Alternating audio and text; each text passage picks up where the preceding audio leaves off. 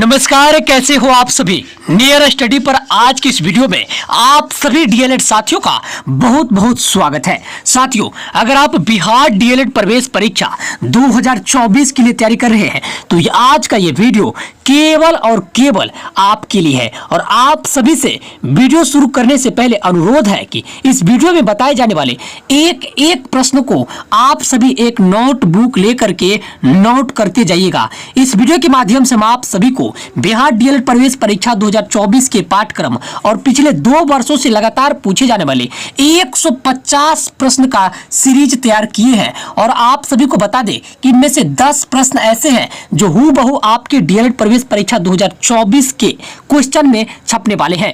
तो इसीलिए आपसे अनुरोध है कि अगर आप अपना 10 मार्क पाना चाहते हैं आपके एग्जाम में तो इस वीडियो को पूरा देखिएगा और एक एक प्रश्न को नोट करते जाइएगा। और आप सभी से दावा करते हैं कि ये 10 प्रश्न आपके एग्जाम में हूबहू छपेगा। तो चलिए वीडियो को शुरू करते हैं।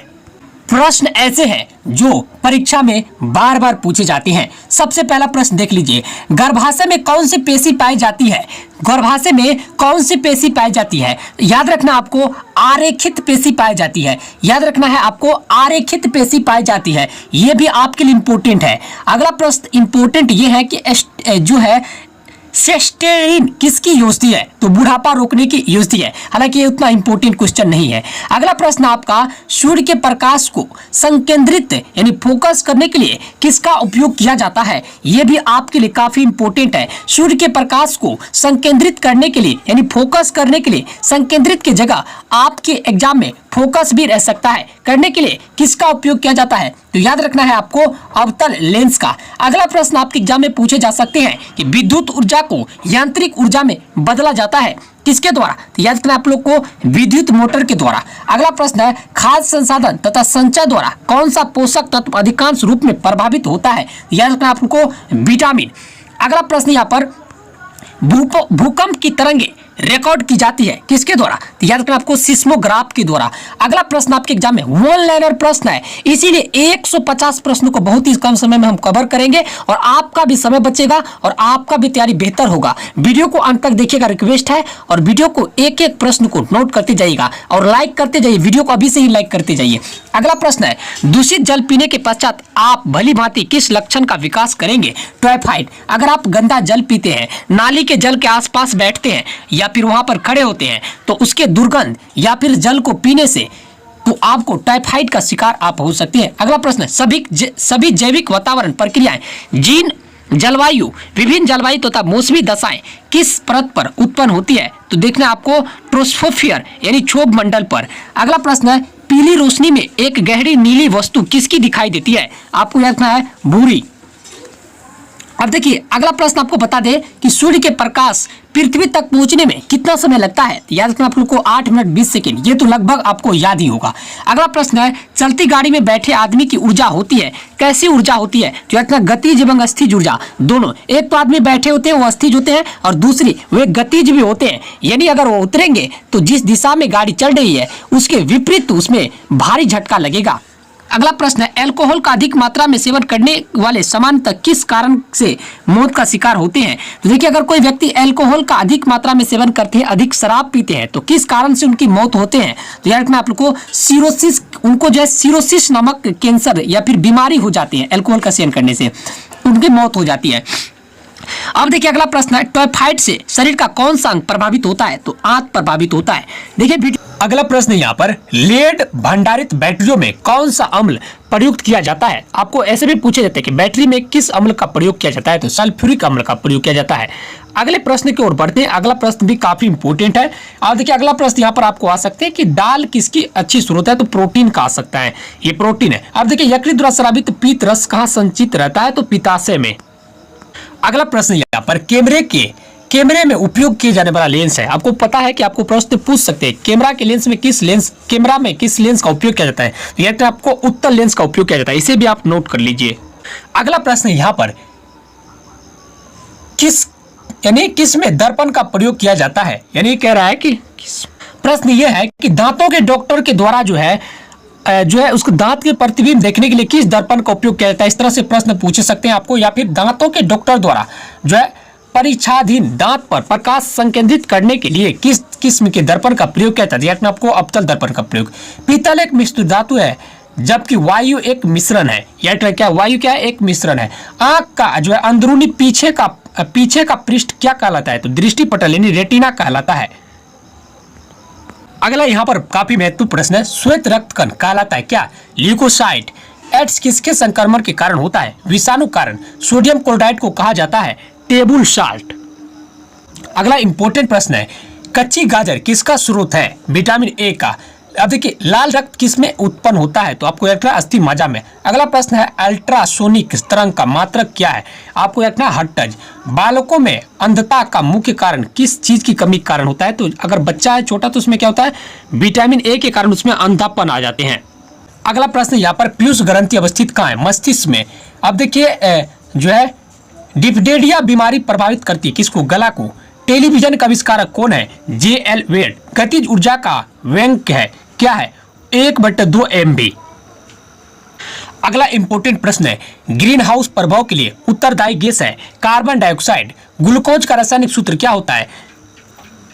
देखिए ग्लूकोज का रासायनिक सूत्र होता है C6H12O6। तो यहाँ पर C6 जो है कट हो गया है, C6H12O6 होता है। साधारणतः जब धातु तनु अम्ल से प्रभावित होता है तो क्या होता है? उसमें हाइड्रोजन विस्थापित हो जाता है।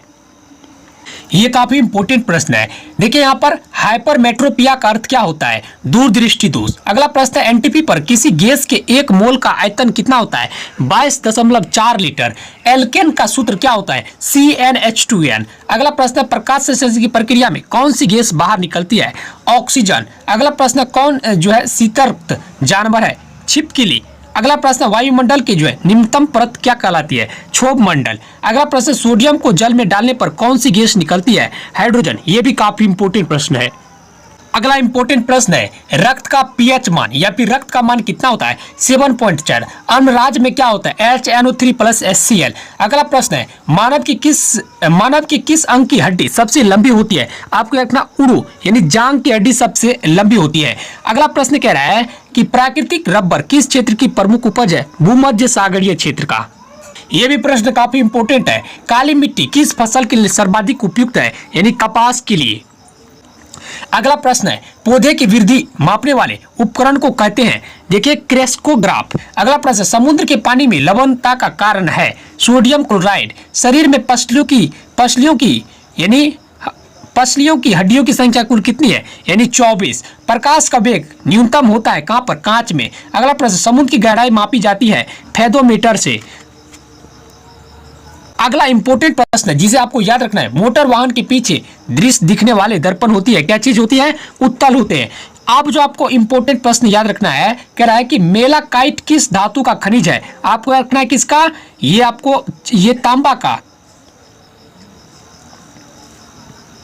और ये इंपॉर्टेंट प्रश्न है, बीसीजी का टिक्के रोग के विरोध में लगाए जाते हैं, यानी बीसीजी टिक्के किस रोग के विरोध में लगाए जाते हैं? तो ये मैं आपको ट्यूबरक्यूलोसिस के विरोध में। अगला प्रश्न, लेंस की क्षमता का सही मात्रा क्या होता है? डायप्टर होता है। केल्विन पैमाने के लिए किस बिंदु पर जल का उबलता है? 373 डिग्री केल्विन पर। शरीर को ऊतकों की वृद्धि, विकास व सुधार के लिए महत्वपूर्ण क्या चीज है? प्रोटीन है। कौन सा ट्रिपल एंटीजन के द्वारा जो है प्रतिरक्षित नहीं होता है? टाइफाइड। अगला प्रश्न, संगमरमर का रासायनिक सूत्र क्या होता है? Calcium carbonate. अगला प्रश्न है, हंसाने वाले गैस का रासायनिक नाम क्या है? नाइट्रस ऑक्साइड यानी NTO। जो है केलामाइन किसका अयस्क है? जिंक का। नींबू का पीएच मान क्या होता है? 2.2। मानव शरीर का घटक नहीं है कौन चीज? DNA। ध्वनि के शोरगुल मापन होता है किसमें? डेसिबल में। रक्त अल्पता संबंधित है क्या है? इसको हम लोग निम्न हीमोग्लोबिन इससे कहते हैं। मानव शरीर की सामर्थ्य कितनी होती है? देखिए 0.05 से 1.0 अश्व शक्ति के बराबर होता है। हमारे भोजन में लौह तत्व का प्रमुख स्रोत क्या है? पालक। फलों का अध्ययन वीडियो को अपने दोस्तों के पास शेयर भी कीजिए। डिस्क्रिप्शन में दिए गए व्हाट्सएप ग्रुप को भी आप लोग ज्वाइन कीजिए। द्रवित पेट्रोलियम गैस में मुख्यतः क्या होता है? आपको एक द्रवित पेट्रोलियम गैस जो होता है उसमें ब्यूटीन एवं प्रोपेन होता है। बिना शुल्क पानी कौन सी है? देखिए बिना शुष्क पानी यहाँ पर होगा, शुल्क नहीं, शुष्क पानी होगा। कौन सी है? तो कैटफिश होगा। अब देखिए बिना शुष्क पानी वाली मछली कौन सी है? तो कैटफिश है। ध्वनि वेग न्यूनतम स्तर पर होती है वायु में। ध्वनि का वेग कह रहा है कि ध्वनि वेग न्यूनतम स्तर पर होती है किसमें? वायु में। अब देखिए अगला प्रश्न यहाँ पर है, अगला प्रश्न यहाँ पर कह रहा है कि रासायनिक ऊर्जा को विद्युत ऊर्जा में रूपांतरित करता है कौन? तो विद्युत से। चलिए इसी तरह से अगला प्रश्न में बढ़ते हैं। अब देखिए कह रहा है कि कॉफी में सबसे महत्वपूर्ण उत्तेजक कैफीन होता है, चाय में सबसे महत्वपूर्ण उत्तेजक पदार्थ क्या है? याद रखना आपको, चाय में सबसे महत्वपूर्ण उत्तेजक पदार्थ जो है थीन होता है। अब देखिए हाइग्रोमीटर से क्या मापा जाता है? अपेक्षित आर्द्रता को हाइड्रोमीटर से मापा जाता है, याद रखना है। एक सोर्स प्रोग्राम है एक उच्च स्तरीय भाषा में लिखे हुए प्रोग्राम का मिशीनी भाषा में रूपांतर। चलिए ये भी काफी इंपोर्टेंट नहीं है। अब देखिए शून्य से स्वतंत्र रूप से गिरने वाली वस्तुओं का त्वरण होता है। अब देखिए शून्य से स्वतंत्र रूप से गिरने वाली वस्तुओं का त्वरण क्या होता है? तो यह आपको समान होता है। अगला प्रश्न है प्रकाश संश्लेषण में पौधे कौन सी गैस का अवशोषण करते हैं? तो यह रखना है कार्बन डाइऑक्साइड। अब देखिए अगला प्रश्न है खींची हुई धनुष में संचित ऊर्जा होती है, यानी जब कोई धनुष को, ऐसे धनुष होते हैं इसमें जो है कोई वस्तु, कोई आदमी अगर इस धनुष को खींचते हैं विपरीत दिशा में इसकी रस्सी को, तो कौन सी ऊर्जा उसमें उत्पन्न होती है? तो गतिज ऊर्जा उत्पन्न होती है। छोड़ने के पश्चात वो बहुत ही तेजी गति से आगे बढ़ता है। तो चलिए अगला प्रश्न को देखते हैं। देखिए हो सकता है आपके एग्जाम में पूछेगा कि कोई किसी भी अस्थिर या गतिशील वस्तु की स्थिति और दिशा में तब तक कोई परिवर्तन नहीं होता है जब तक उस पर कोई ये जो है बाह्य बल सक्रिय ना हो। ये किसका कथन है? तो याद रखना आपको न्यूटन का। अगला प्रश्न है न्यूटन की गति का नियम। अगला प्रश्न है जब किसी चलती वस्तु की गति दुगुनी हो जाती है, दुगुनी की जाती है तो उसकी गतिज ऊर्जा क्या हो जाता है? तो यह 4 गुनी हो जाती है। अगर कोई वस्तु चल रही है उसकी गति दुगुनी की जाती है तो उसकी गतिज ऊर्जा क्या हो जाएगा? 4 गुना हो जाएगा। यानी समझ सकते हैं कि अगर उस पर वस्तु बैठा हुआ है, अगर गाड़ी 100 के स्पीड में है तो अगर वो गिरेगा तो कितने के स्पीड में गिरेगा? 400 के स्पीड में गिरेगा। अगला प्रश्न है विद्युत मात्रा की इकाई क्या होता है? कूलम होता है। ये काफी इंपोर्टेंट प्रश्न है। अगला प्रश्न है 1 किलोग्राम राशि का वजन कितना होता है? 9.8 न्यूटन। एक्सरे के शोधक थे कौन थे? तो आपको याद रखना है रोएंटजन। अगला प्रश्न है गारी गति द्वारा डॉक्टर ज्ञात करता है, ठीक है, सॉरी नारी की गति द्वारा डॉक्टर ज्ञात क्या करता है? तो याद रखना है हृदय की गति। हम 1 मिनट में कितने बार सांस लेते हैं? अब देखिए अगला प्रश्न है कि 1 मिनट में हम कितने बार सांस लेते हैं? तो 16 से 18 बार। अब देखिए नाड़ी स्पंदन मात्रा का मापक क्या कौन सा है? तो गति। अब देखिए एक्स किरणें पार नहीं कर सकती किसको? अस्थि को। आपने देखा होगा कि जब भी हम एक्सरे कराते हैं तो एक्सरे की जो किरण है वो अस्थि यानी हड्डी की जो प्रारूप है वो साफ साफ दिखा देते हैं कहाँ पर जो है हड्डी टूटी हुई है, कहाँ पर नहीं टूटी हुई है। अब देखिए SI इकाई में लेंस की शक्ति क्या है? याद रखना आपको डायोप्टर। अब देखिए DOS का अर्थ क्या होता है? डिस्क संचालन प्रणाली। चलिए अगला प्रश्न को देख लेते हैं। एक प्रकाश वर्ष बराबर क्या होता है? 9.461 पर पावर 15 मीटर या फिर 9.6 इसको हम लोग गुना भी कह सकते हैं, 4/6 पर पावर 12 किलोमीटर के बराबर होता है। अब देखिए मनुष्य में क्रोमोसोम की संख्या कितनी होती है? 46 यानी 23 जोड़े क्रोमोसोम पाए जाते हैं। नैनोमीटर का उपयोग किया जाता है दाब मापने के लिए। अगला प्रश्न है हेलोजन में सर्वाधिक प्रभावशाली ऑक्सीकरण क्या होता है? ऑक्सीकरण करता कौन है? तो फ्लोरीन है। शून्य में स्वतंत्र रूप से गिरने वाली वस्तुओं का त्वरण क्या होता है? समान होता है। अब देखिए खाद्य ऊर्जा किसके द्वारा प्रदर्शित की जाती है? कैलोरी के द्वारा। अब देखिए अगला प्रश्न यहाँ पर कहेगा कि ओजोन परत रक्षा करती है किसके? सूर्य की प्रकाश की पराबैंगनी किरण से पृथ्वी की, ठीक है। अगला प्रश्न एक वस्तु का जड़त्व निर्भर करता है उसके द्रव्यमान पर। अगला प्रश्न है ये डेल्टिलॉजी यानी संकेत भाषा द्वारा किसके संवाद या विचारों को व्यक्त किया जाता है? यानी व्यक्त किया जाता है। अब देखिए वधिरों का। अब देखिए फैराडे किसकी इकाई है? धारिता का। धारिता जो है फैराडे क्या है? फैराड क्या है? धारिता का इकाई है, याद रखना आपको। अब देखिए कौन सी बीमारी बैक्टीरिया के संक्रमण के कारण होता है? तो आपको याद रखना टिटेनस। टिटेनस जो होता है बैक्टीरिया के संक्रमण के कारण होता है। रक्त ग्रुपों में कौन सा सर्वग्राही यानी कौन सी ऐसा ग्रुप है जो सभी ग्रुप का ब्लड ग्रहण कर सकता है? तो ग्रुप बी।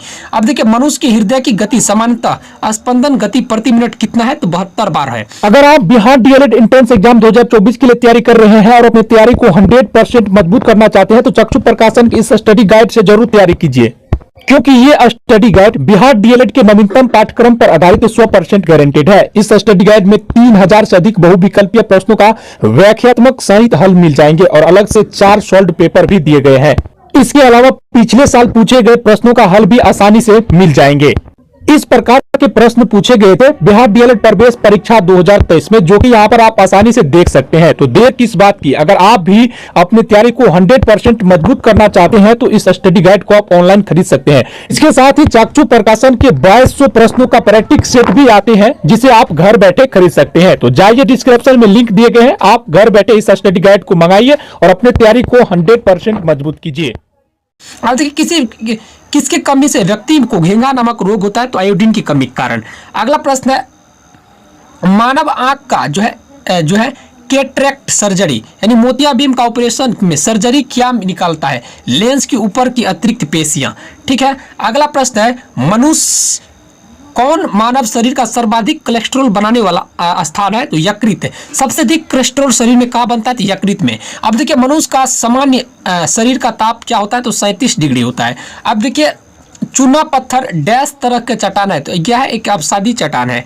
अगला प्रश्न यहाँ पर SAC यानी जनित्र जनरेटर में मुख्यतः क्या होता है? तो आर्मेचर, कुंडली या क्षत्रिय होता है, या फिर क्षेत्रीय चुंबक या स्लिप रिंग और ब्रश होता है। हवा में ध्वनि का वेग कितना? तो 332 मीटर प्रति सेकेंड होता है। चलिए अगला प्रश्न को देख लेते हैं।